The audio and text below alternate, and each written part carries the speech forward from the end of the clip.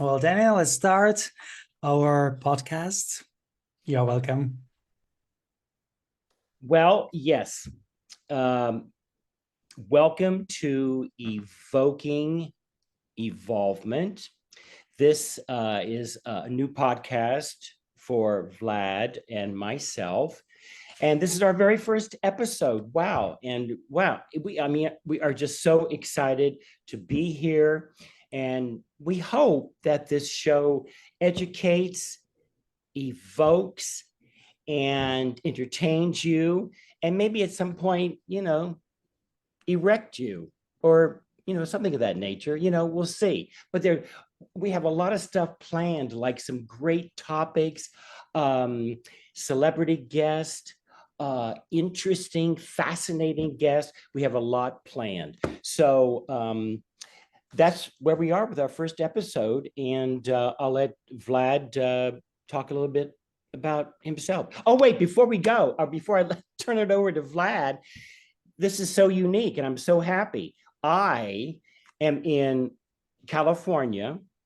Well, and I'm in Madrid, Spain. Yeah, Connecting yes, people. So this podcast could be a good way to connect people with us, to connect ourselves, because I miss you a lot, Danny. But I know that the distance is just something, the conditionality that we can overcome, thanks to all these technical measures we have nowadays. And well, starting this podcast, I hope that we, with our some experience, maybe we do not pretend to be the experts in the topics we are talking about. The idea is to share our points of view, maybe some good ideas that could serve to you from us. But I think it would be great that you could share with ourselves, with us, all these things we could enjoy together and grow together. Actually, I think we are growing every day, so I think it will be very interesting for each listener. and we hope to hear from you, our audience. Please, we really would like to hear from you. About you. I mean, it's all about our lives and our experiences, and sharing that with each other. That could be. Oh, so here in California, it's morning. And here in Madrid, it's evening. It's almost well 9 p.m. a little bit more, but I think that's it's very interesting. How do we live life in different points of the world? Well, I just a brief introduction. You know that all the etiquette we have to follow is that, well, as you know, my name is Vladimir. Here in Spain, they call me Vladi. I love it. I love this version of my name. I'm a MCC coach by ICF. And well, every day I listen lots of stories from my clients, from my students. I mean, the students that are studying coaching, and I realized that it's a treasure. It's a treasure of wisdom that is generated in every conversation. So I hope that my skills or my maybe some parts of my knowledge, my expertise in this could help you. I mean, sharing it with you, and maybe it serves to you. If you do not agree with something I'm sharing, you are welcome to say it, to tell us, and we'll debate on it, and we'll decide what is a better option, or both of them. But anyway, the things I want you to do is to enjoy, entertain, maybe evolve. Who knows? I think we are evolving every day. And Danny?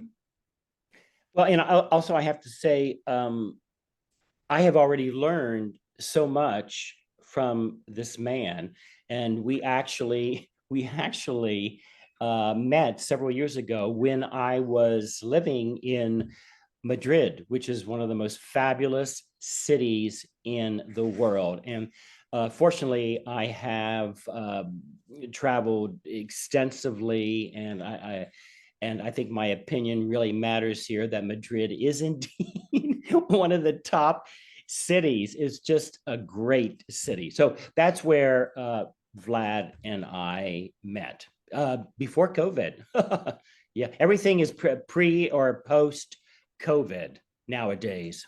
Yeah, yeah. We have some like some sort of milestones that we are using in our life. I mean, I think it's in general we have some pre and post something. Pre and post college, for example. Pre post my first experience, whatever sort of experience it is.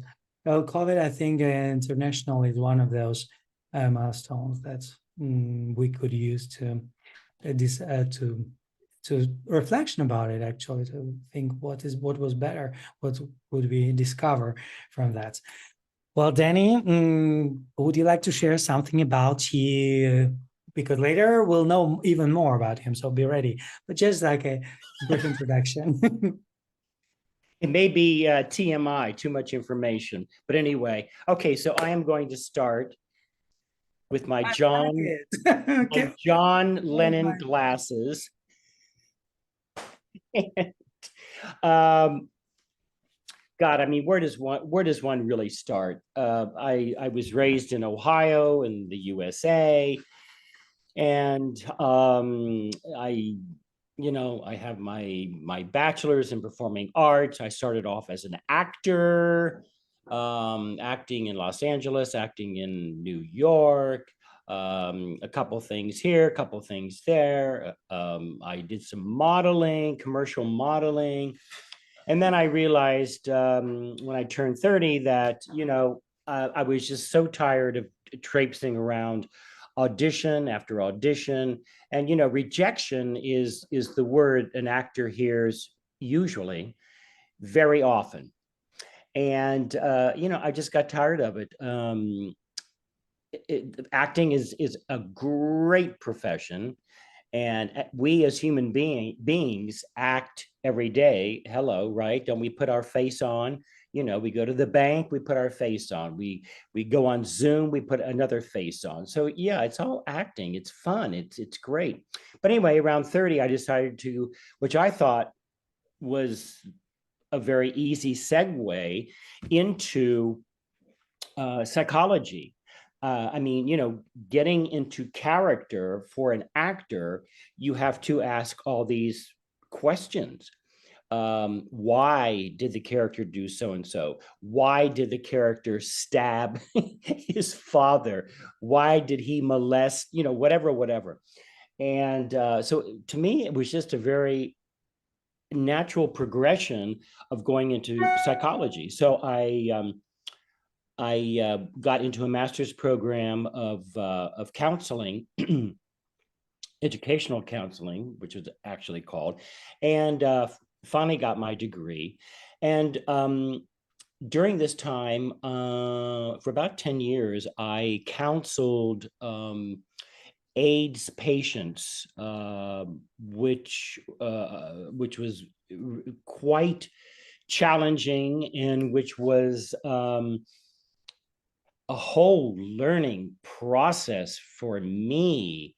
And Vlad, being a life coach, can tell you this also. I think one of the reasons we all get into counseling and psychology and psychotherapy and life coaching is because we want to learn more about us, ourselves.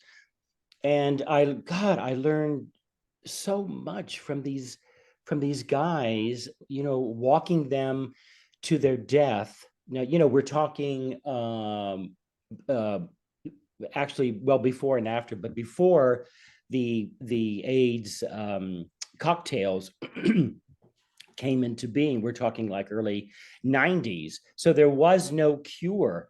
Once you were infected with HIV, that was it. It was, usually a death sentence. It was a horrible time to live through. God, thankfully, I did not lose many people. I mean, I did lose some, but I mean, some people I knew lost many. I mean, hundreds.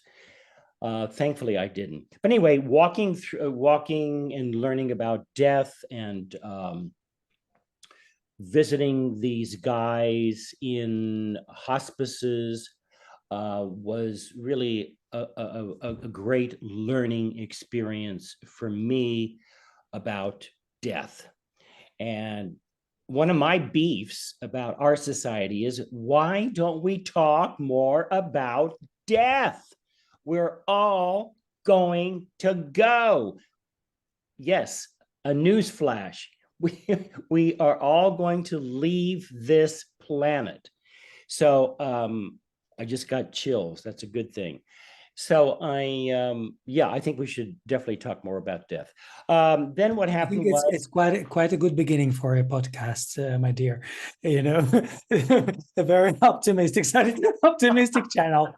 Okay, well, I'm, I'm sure we lost a lot of people already. Death. okay. Thank you, Danny. Well, I know that all those experiences, well, those painful experiences make us. We have like two choices. We can grow with them. I mean, grow personally, understanding ourselves, or we can fail. There is no failure, but it's some sort of, we can lose our resources, we can lose our uh, well-being, let's call this. And actually, I think human being is that exactly what the human being is looking for, the well-being. Well, and I want this podcast Good point. Good point. sort of this resource, this podcast could be some sort of this source of ideas for well-being on all the levels. I mean, maybe some physical, mental, emotional, whatever, but we should use it because life is too short to spend it wasting time going on with the topic you've touched already, you've talked about. So tonight, the good news is that tonight we are going to strip. I mean tonight because I'm at night.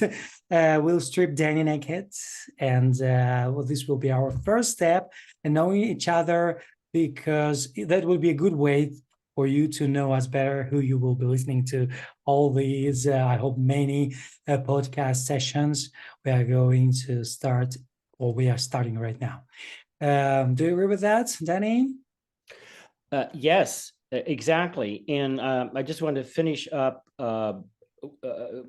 my last profession. I guess one can keep revamping one as we age, and bringing it back to AIDS. A friend of a friend, a lover, a husband, died of AIDS in 1986 in San Francisco, and I went to his memorial out into San Francisco Bay, and I never got to meet this guy. My friend's partner, never got to meet him. I talked to him on the phone a couple of times. He was 28 when he died. And what I'm getting to is that at the memorial, I'm trying to piece together who this fantastic person was, and I would look through photo albums and so on. And I got back to the hotel that night, and my head was going wow, wow, wow. I had so many feelings. I had anger. I had disappointment. And so what I did, I took my thoughts to the pen, and I just started writing out longhand. We're talking before computer, writing out longhand, which actually became a cover story for a national publication at that time called New York Native. So that was my first published story. So I kept writing, and then to end all this up, in the late 90s, I got hired by an HIV magazine that I became senior editor for over 25 years. So that's it. That's pretty much it in a nutshell of my professional life. Thank you, Danny. Well, let's go on. Let's go on opening up this box called Danny, if you don't So, mind. I mean, I think you want to strip me naked, and of course, what's great about Zoom in this new way is I am sitting below the waist. I am naked. So just Okay. FYI. So you have 50% of the work done. So let's go on with the other 50% and figure out what is there in those upper body part. Well, Danny, you have shared a very powerful experience, and I think all the experiences shape us. So what do you think? What parts of your shape nowadays was born, overborn, or created in those experiences you have just shared? Can you be a little more specific? Well, you mentioned that you helped those people with AIDS to overcome or to follow. You follow them. You help them to get to well, actually, I think it was some sort of desperation, because if they don't have any, you don't have any measure to overcome to survive. So it's some sort of, I don't know. You don't know what. So what do you think from that time? What does it help you to be you, or how does it help you to be you now? Well, good question. What helped me stay together emotionally and mentally through all of this pain of watching my clients go through, my foundation was actually started when I was 16 years old, and my grandpa Clifford gifted me with a book called The Power of Positive Thinking by Dr. Norman Vincent Peale. That changed my life. And from then on, I just evolved over time, reading different books. And actually, when I went to Ohio State University, I encountered my very first therapist, Roger Rice. Oh my God, where did that name come from? Oh my God, Roger Rice. He was wonderful. And he said, I want you to read Dr. Wayne Dyer's Your Erroneous Zone. Wait a minute. Yeah, Your Erroneous Zones. Yes, yes, Your Erroneous Zones. And that also provided great fodder for my well-being, I like what Vlad said. Yes, well-being. And so then I progressed more to other authors and philosophers like Louise Hay, Dr. Norman Dr. Norman Cousins, Carl Jung, Carolyn Mace, recently, or in the past 10 to 15 years, Eckhart Tolle. I guess is that how you pronounce it? Eckhart Tolle. The power of now. So I have learned a lot from these people. And, I mean, I'm a firm believer in cognitive behavioral therapy, because, I mean, we have no control over anything in our life. We don't have control over anybody. you know, damn it. I wish I could,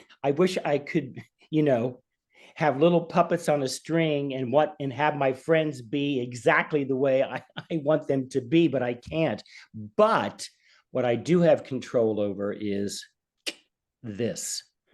And so I learned that very early on, and that has been highly advantageous to me in my professions and in my personal life.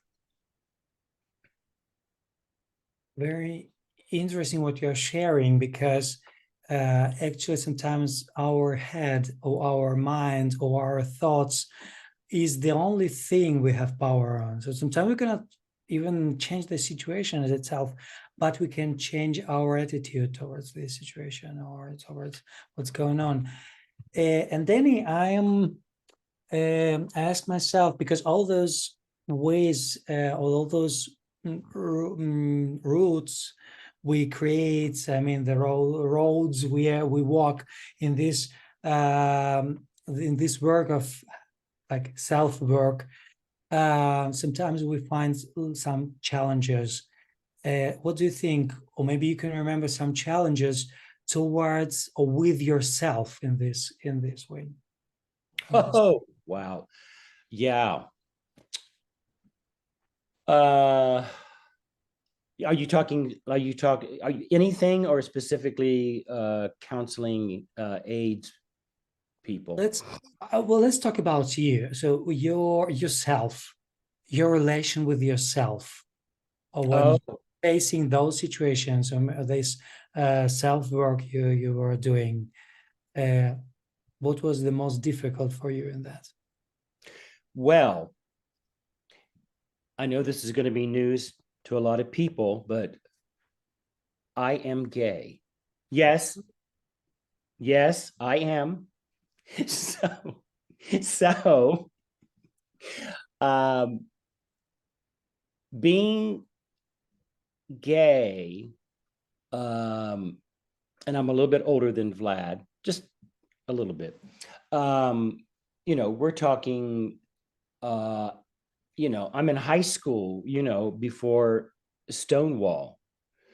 And when homosexuality was a disease, not was a disease, is that the right word? Was a disease. It was in the DSM, whatever it was, DSM, yeah, not accepted. So all through high school, high school was horrible. All through high school, I got bullied.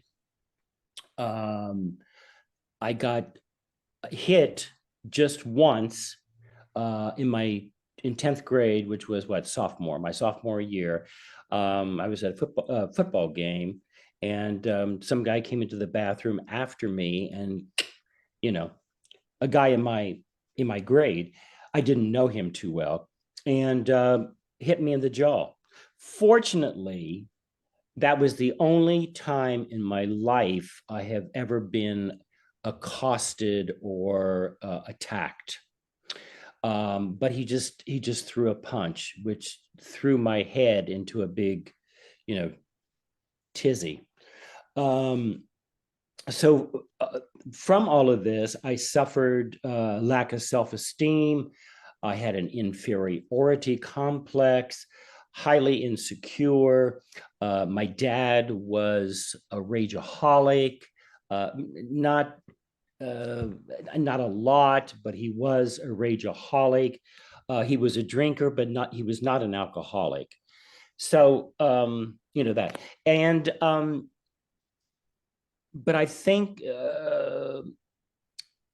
trying to change my thoughts about the whole thing, even at the early age of 15 and 16, that really provided the foundation. And just trying to get through it, it's hard. I mean, all of us have hard times to go through. Danny, And how old were you at that moment? 15, 16. 15, 16. Imagine that I could see you. I could see Danny, 15 years old, 15-year-old. How would I describe him? Lost. Yeah. Um, a lot confused.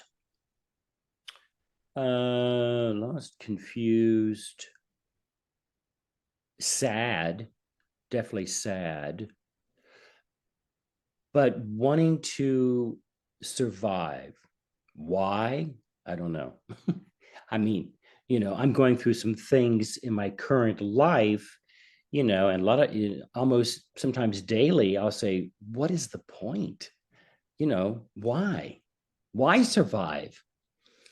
I have no answer. I mean, I don't want to go back to death, but yeah, I mean, we all get in these situations, and some of us commit suicide, and I get it. I get it. I never used to understand it, but as I've become older, I now totally get it. It's like, what is the point? I mean, I guess what's important is that we all believe in something, and a lot of people go to religion, which I have nothing to do with religion. I'm an atheist. I don't believe it. I was raised Catholic. I went to Catholic school. I don't believe in any of that stuff. What I believe in is me. And I know that I am strong. I know that I have come through many, many, many challenges. I'm still going through challenges. Who isn't? So, yeah. So I hope that answered the question. So you've described him. What do you think? Do you have any qualities or traits from that, Danny? Say it No. again. Do you have any qualities, and I mean personal qualities, or some trait, maybe some points of view that Danny, 15-year-old Danny had? You mean that I Maybe kept? some character, some parts of your character. Do you still have it? Yes, I do. Yes. Kindness, respect for others, um, support, definitely, support others for their accomplishments. Yeah. Yeah. There are those that are the things that you like about you, don't you? Yes. Definitely. Definitely. Yeah. Yeah. And, I mean, going back to 15, I mean, I mean, we always carry that child with us. You've got your little boy inside of you. I have that little boy inside of me. And, he's still there, he still gets hurt. He still gets pleasure, so forth, so on, yeah,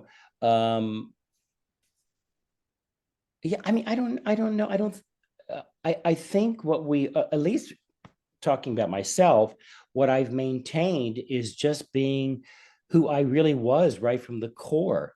You know, I mean, fortunately, I didn't have any tragedies happen to me like other people in the world, like, molestation, or their parents are alcoholics, or their parents divorced. I fortunately came from a decent middle class family, and I had love. I had their love, so that really helped. My family was a great support. Yeah, and so yeah, so I still carry that with me, that love. I mean, they're all gone now except my sister, and I miss them. They've been gone for many, many years. My mother died at 61, and my father died at 67 or 68. So they've been gone for quite a while. Um, but I do miss that. And I tell other people about my childhood, and they're just like agog. It's like, wow, you really had a pretty decent upbringing. So I think, to answer your question, yeah, I think that, um, call it fate, call it being fortunate. I mean, things happen to all of us. Shit shows happen. That's life. The shit hits it happens. But my childhood, it was far from perfect. Oh my God, it was far from perfect. But at the core of it, at the foundation of it, it was um, quite supportive and loving. Who are those people? You've named your parents. Who were those people that supported you, or maybe was like an example for you to follow? To you wanted to be like them, or impacted you positively, for example? There were quite a few because I really had quite an extended family. I don't know if extended is the word. They were family members. I mean, they were aunts and they were uncles, but they were all around because they all lived in Columbus, Ohio, where I was raised, and we were all close. And my surrogate parents, I would call them, would be my Uncle Jack, my Aunt Lorene, and my Aunt Della. My Uncle Jack became my uncle through marriage, and he married Aunt Lorene, and Lorene had Della as a sister. And the three of them lived together ever since I was born. For whatever reason, but so they had no children, and they became my sister and I's parents. They were always around. We got together every week. They were a little bit wealthier than us, so because they had no kids. If you want to be wealthy, don't have kids. And and they would gift us, and just they bestowed love on us. And so out of Lorene, Della, and Jack, who I immensely loved and consider them my parents also, Della, Aunt Della, who I just called Della because Aunt Della, it sounds so foreign. It's like, your doctor. I don't want to call my doctor. I call him by his first name. It intimidates me. I don't. And when people call me sir, oh my God, that sends me to the moon. Don't call me sir. Okay. Call me ma'am. Okay, I'll write it down. Danny, you're sharing that those people, or you felt that you were loved by those people. Was there an issue about your sexuality in that context? No, they supported who I was, but being the times, I mean, I really didn't come out of the closet to them. I mean, I lost my virginity to a girl at 15, and we dated, and we were engaged to be married. Oh God, what we did, that's what you did. Fortunately, we did not get married, but we went together for, oh my God, 5 years. We were high school sweethearts, blah, blah, blah, blah, blah. So at 15, I lost my virginity to her. And then at 19, I lost my virginity to a guy, sort of. I won't go into it now. It's a story for a different day. But I mean, technically, I started having sex with an older neighbor when I was 14, consensually. But I really don't consider that. I mean, he did not turn me on. I was 14-year-old. I was horny. So, I just got off, and, he would give me cigarettes. That was the thing. You smoke cigarettes. So he gave me some cigarettes, and we'd fuck around, kind of thing. He did not turn me on at all. It was just to get Have the things changed no. since then? Okay. But meeting Kirk up at Ohio State University at 19, when I was 19, wow, yeah, that really, I thought I was in love. I was not, but I was in lust. I was infatuated, and I will never forget him because I mean, I was just so gaga over Kirk. Yeah. Mhm. How are you when you're in love?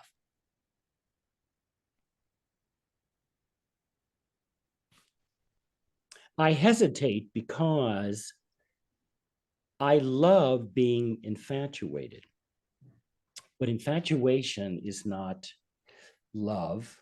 Infatuation is not really reality. And I guess we are all, in some ways, before when we start a relationship, I guess we are infatuated sexually. We are attracted to whomever. And that bit of infatuation where everything is new. Oh my God. Being infatuated for me is like being on heroin. I mean, I don't know. I don't know. I never did drugs, but I can imagine, being on heroin, people just, they love it, or any other crystal meth, whatever, which I've never done. But it's a high feeling. But being in love is more mature. It's a grown-up thing. Reality comes into play, and you have to learn how to deal with love, how to deal with your partner. You have to learn how to negotiate. You have to learn how to take time for each other, and blah, blah, blah, blah, blah, blah, blah, blah. I mean, I have counseled couples. I have a partner now, and we've been in therapy many times. So I find being in love is work. I like it. I like it because there's security. There's highs, you know. Yeah. So I like being in love. I like being in love. Okay. Yeah. So that's enough. What do you think, Danny? If love is all those things you're talking about, how could you define your relationship with yourself now?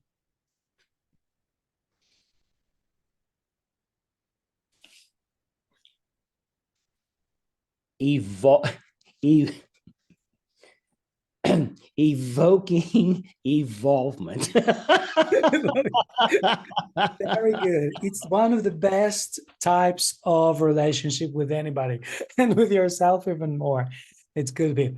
Let's go on. Let's go on with your story, because I think that it's extremely interesting, the things you passed through.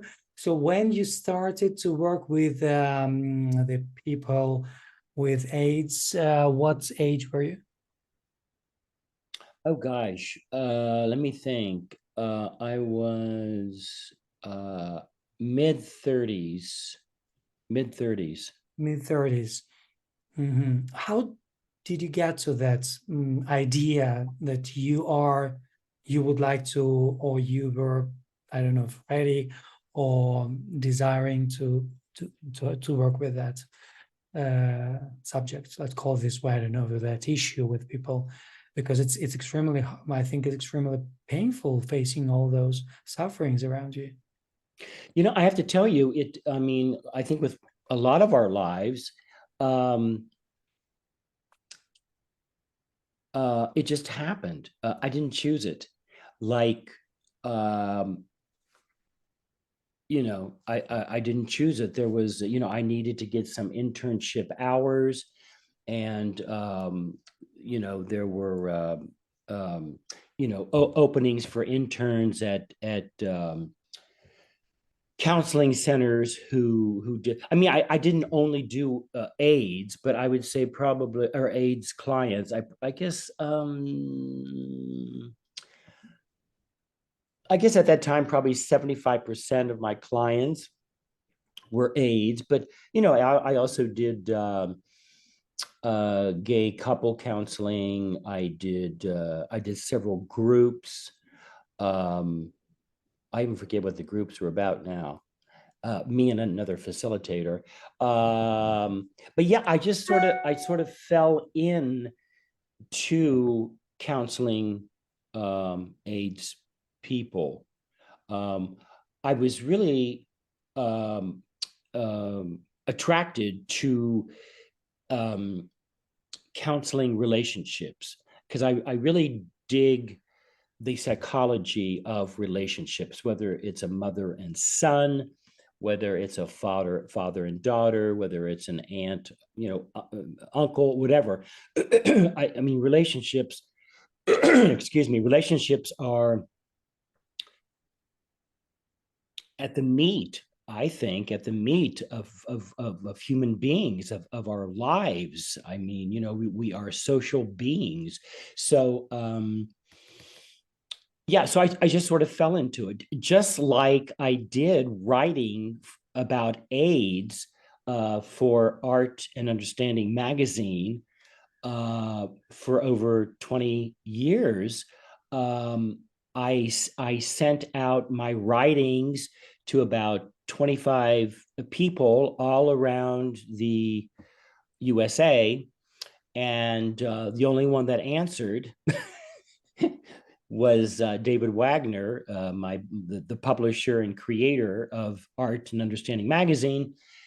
And so to answer your question, I didn't choose it. I really didn't choose it. My life, um, fate or luck or whatever you want to call it, guided me that way, which I think happens to a lot of us, right? So what talking about counseling, I think for our listeners, it could be quite useful to know what we are talking about, this word counseling, this term. So what is that? What do you do in a counseling session? And then maybe you could tell us why you came there. Why did you get into this sort of activity? I've always enjoyed um, learning about others, what makes them tick, why did they do such a so-and-so behavior, where did that behavior come from? I don't understand that behavior. What made Hitler? What made Hitler turn into Hitler? Well, if you go back into a person's life, he was rejected from the art school, blah blah blah. There are reasons, I think, for everything. I mean, if you're a sane person and you don't have any organic, um, you know, what am I trying to say? Organically, you are healthy. There's reasons why we all do something, whether it's misplaced anger, which happens a lot to people. I think we get angry at those sometimes who we love, because we're just so angry and we don't know how to get it out or whatever, so we get it angry at somebody who we love. So what about counseling? So what is that? Well, I think you're more qualified to answer that. Boy, yeah. What is counseling? Counseling is providing support, providing insight from a third party, or from a different POV perspective, from a different perspective. And I always thought of counseling as, a client comes into your office or on Zoom or whatever. I mean, I used to do it when we would go to an office, and they would lay their cards out on the table, their cards being, their problems, their issues. And, then I, as the counselor, uh, I do not tell them what to do. I allow them to make up their mind for themselves. But what I do is I point out to them, look, the ace of spades over there, you're doing so and so and so and so. I'm wondering if you might, look at that in a different way, which we in counseling would call reframing. Maybe you could reframe how you look at a certain problem that you're going through. So you use that methodology to help people to what? Is it healthy? What? What is the level, sort of the result or the product of that activity? Well, hopefully that they are first aware of it and look at it in an aware sort of way, and then, change their outlook on a particular problem that will conquer the issue.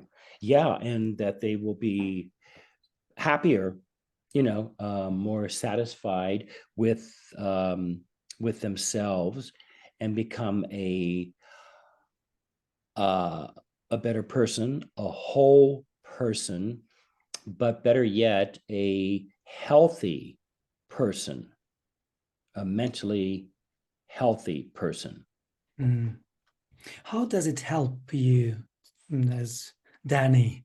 Is that human being that is counseling, that is learning all those things? You personally, what do you get from it for yourself?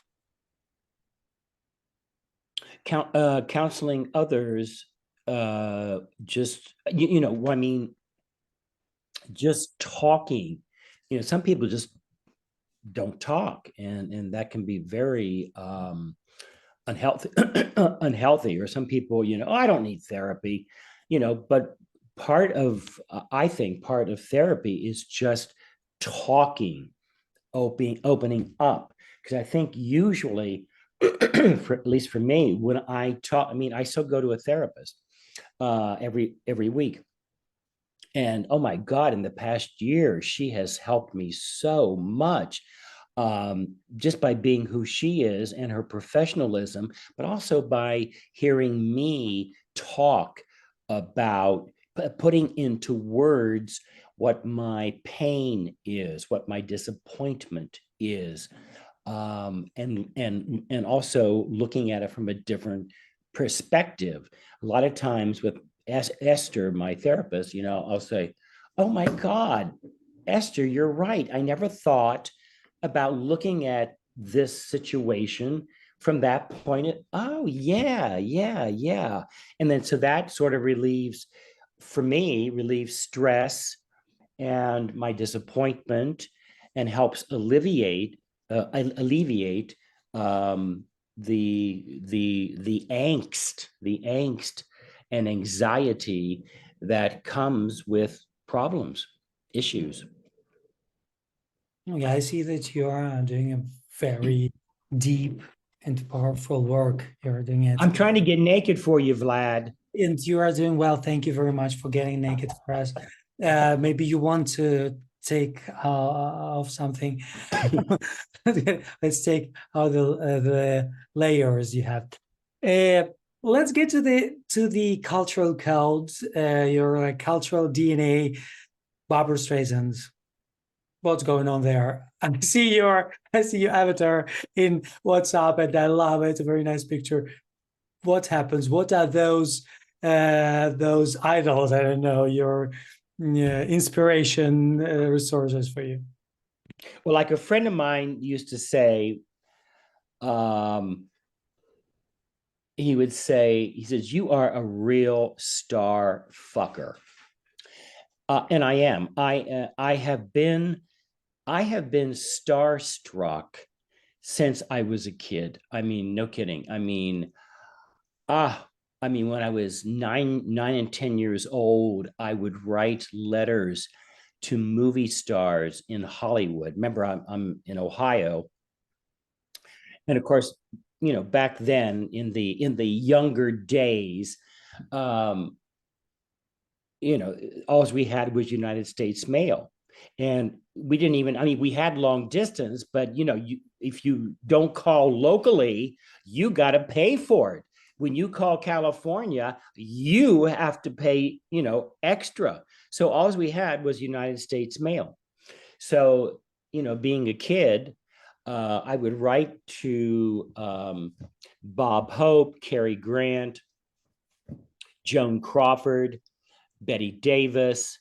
Oh, I mean, I have saved all of the, and I would ask them for their autographed photograph.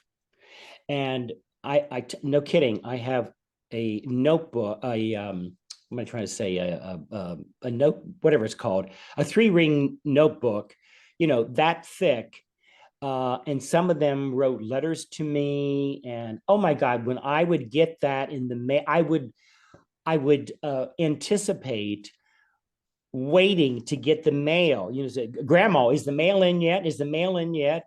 It was so exciting for me to receive these photographs from these movie stars and TV stars. Oh my God. And I have continued that throughout my life. And I think part of it is just,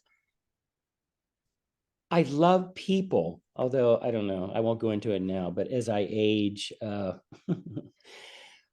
have such a lower opinion of people, but we won't go there. Okay, we won't go there now because it's interesting, but we won't go. But I have always been interested in people, and I love biographies. A friend of mine just bought me the new Barbara Streisand memoir, which is what, almost 1,000 pages. I haven't started it yet, but I love reading about other people's experiences. That excites me. If you write your own biography, what would you start it from? Where would I start it from? Your biography. Oh my God, where? Well, probably the obvious, childhood, I guess. Yeah. Well, being gay, being more effeminate than masculine, in those days when a boy being effeminate was a no-no. Oh boy. So, I tried to hide it, tried to lower my voice and learn how to walk differently. And I mean, not to the extremes, but I was aware of that. Well, if you flip your wrist, oh my God, Dan, don't do that. They're going to know you're queer.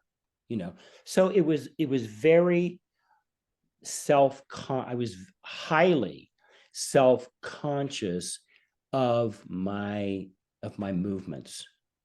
Yeah.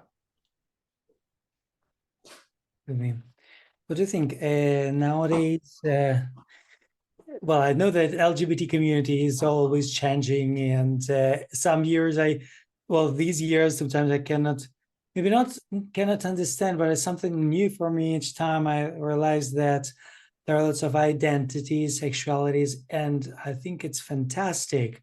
It makes us like always fresh and understanding it. I know that you could tell lots of stories from let's call it how you lived your sexuality. And is there anything you would, or you could ask, or you would like to ask the nowadays, I mean, the young generations that are starting knowing themselves about their sexuality? Is there anything you would like to ask them? Oh my God, to ask them. Well, I must say that I guess envious would be the word, in a way, but not in a not in a negative way. But I mean, oh my God, these kids today have so much more opportunity than my generation. Oh my God. I mean, especially with the internet, and oh my God. Yeah, I mean, to ask them, I think I would ask them if they are aware of gay history, because I think it is so important to keep not only gay history, but it is so important to keep any history alive, because the new people coming about today need to know where they came from and how much we all gave to them so that they could be themselves. I mean, obviously, obviously it's much better, but obviously there's still a lot of issues about homosexuality in the world today, as you well know, especially you coming from Russia and that horse's ass. Whoops, we won't go there. We won't. We won't go there. But yeah, Russia's doing some horrible things. China's doing some horrible things. The East, forget it. Yeah, so I mean, it's obviously not 100%, and there still is a lot. I mean, being gay in some areas is a death sentence, which is like, oh my God. But that, enough of that. But Oh, yeah. how how does your inner little Danny, that you've told us that the inner child is there? How does he feel himself now in this modern LGBT reality? I feel great. I really do. I am proud of who I am. I really have no regrets. My life has been unusual, um, due to my choosing, which I wanted. I did not want a boring life. I did not want to work 9 to 5 in an office, even though I have done that. Not for me. So I've led a very fascinating, interesting life, and yeah, I mean, I'm very proud of it. I'm very proud of it. Again, am I still evolving? God, yes. Oh my God. I mean, the older I get, I realize more and more and more I do not understand. So yeah, but all in all, yeah, I'm happy with who I am. Do I like aging? And again, that's another episode. Do I do I like aging? No, Interesting. no. Who likes to age? I mean, there are some very positive things that come with age, like, I don't get intimidated too much anymore. Um, I don't care what people think of me anymore. So those kinds of negative things slip away, and that is great. You just don't give a fuck anymore. As I get older, I don't give a fuck. And that is a great feeling, because for so many years I was an appeaser. I was an appeaser. I wanted to please others. Others were much more important than myself. So it's been a very gradual, constant evolving of me and maintaining my little boy, and I think there's a lot of things due to that, but I think one of the big things is I really didn't drink. I did no drugs.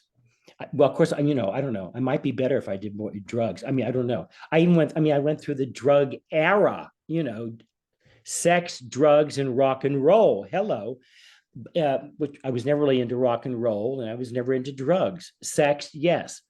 But I do think I have kept my mental and physical well-being by not dabbling in hard drugs and alcohol. I mean, did I drink for a little bit? Yes. Did I smoke cigarettes during college? Yes, a little bit, but nothing really major. So I think that has really contributed to my healthiness. Yeah. I have the result of this investment. Okay. Danny, finishing this meeting, I know that there are lots of things you would share with me and with our listeners. And well, let's finish this meeting with the message. If you could define or formulate a message to the world to other people from your experience, from your being, human being, how would it be? What would it be? Very simply, two things.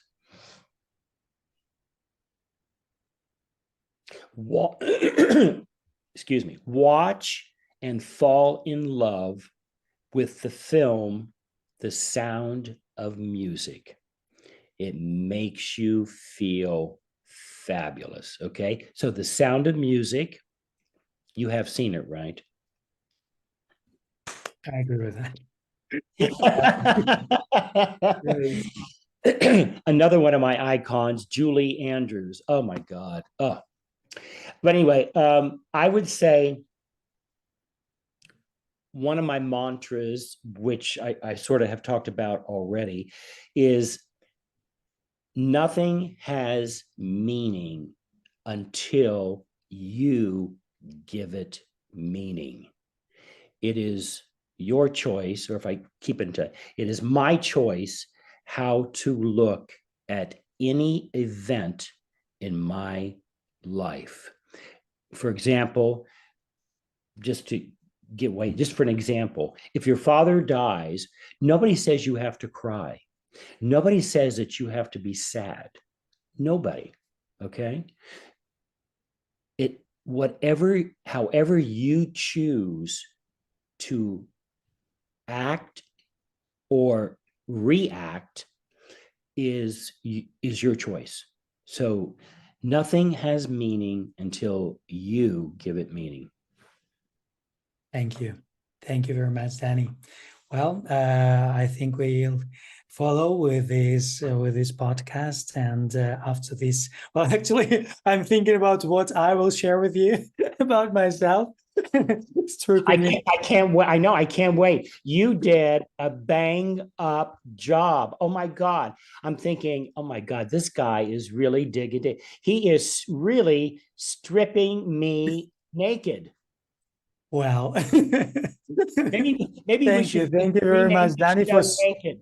stripping yourself. Actually, thank you for this sharing with me and with us. Well, as we have already said, your commentaries, your sharing your ideas, your observations, maybe your learnings about life, your messages is welcome here in this podcast, and maybe in some of our podcasts we'll share them, we'll analyze them, and let's get in touch. Let's stay in touch. Yes, I mean, to our audience, please let us hear from you about this podcast. And if you would like to come on our podcast and share some of who you are and what you have learned, we would welcome that. So let's go on evoking evolvement together. yes. Bye bye. Thanks for watching.